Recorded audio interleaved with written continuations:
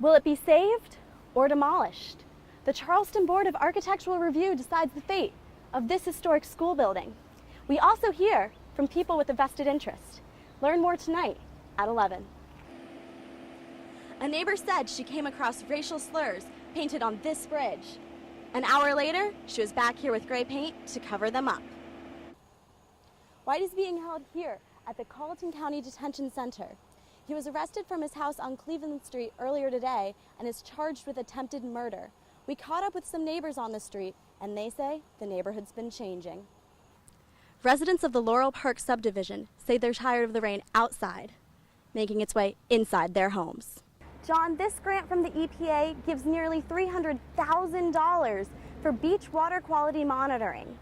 It will fund bacteria level testing on beaches along the coast across the state.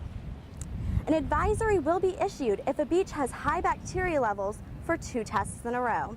Now, we've already spoken with a local independent group that's working on a similar project. Charleston waterkeepers also test bacteria levels in the water, but they focus more on the inland waterways. They also test the water weekly.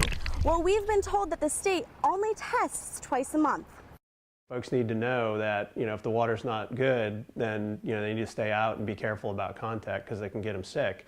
If you're only sampling every other week, conditions can change so rapidly in between results that it's best to have the most up-to-date information. Charleston waterkeepers report that several areas around the Low Country have high levels of bacteria. These areas are located in Upper James Creek by Folly Road, the Ashley Riverbank by Brittle Bank Parkway, and Shem Creek beyond the Coleman Bridge.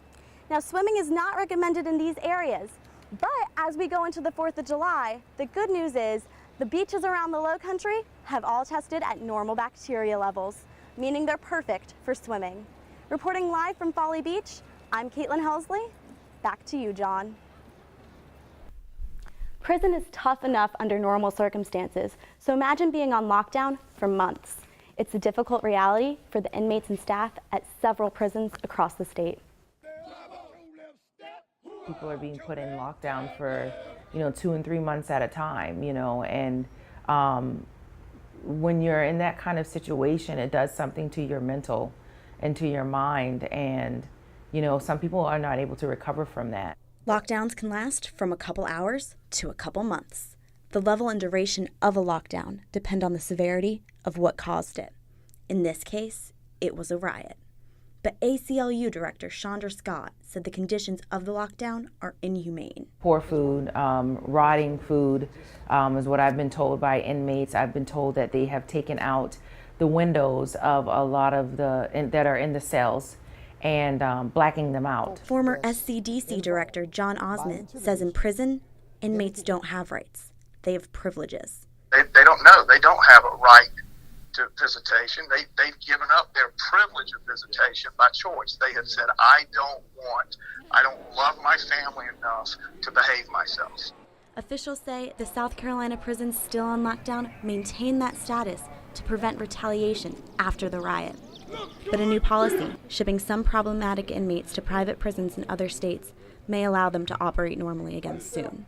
If they are shipping people out of state, but I can tell you, it's a tool that other states have used very successfully, and my gut reaction to that is it'll be more effective than administrative segregation in terms of safety for our state, and it'll be less harmful to the inmates who are shipped.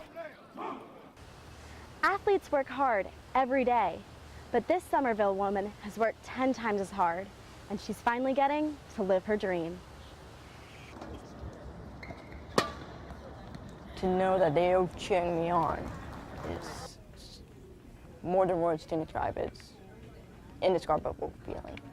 Alyssa Bacco couldn't walk until she was 5, but now she is serving up aces on the tennis court.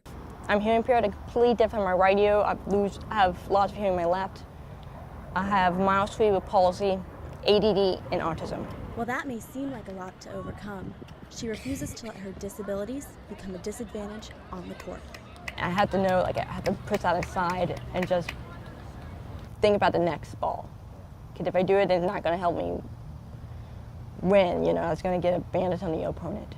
Her positive attitude and hard work have paid off. Balco is currently one of 40 people representing South Carolina in the Special Olympics. I got selected previously for being an alternate for swimming, but to actually be able to play,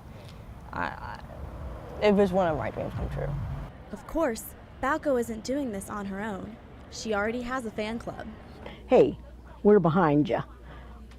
And we love you, and we want you to go and have fun and do well, and we're here ready to salute you when you come back, because you're already a winner. Her advice as she competes to bring home the gold? Ball doesn't get in your way, you know, you can't just have a fit about it, you know, you have to let it go and focus on the next ball, because maybe you can get better that next point. You can catch up and get in the lead.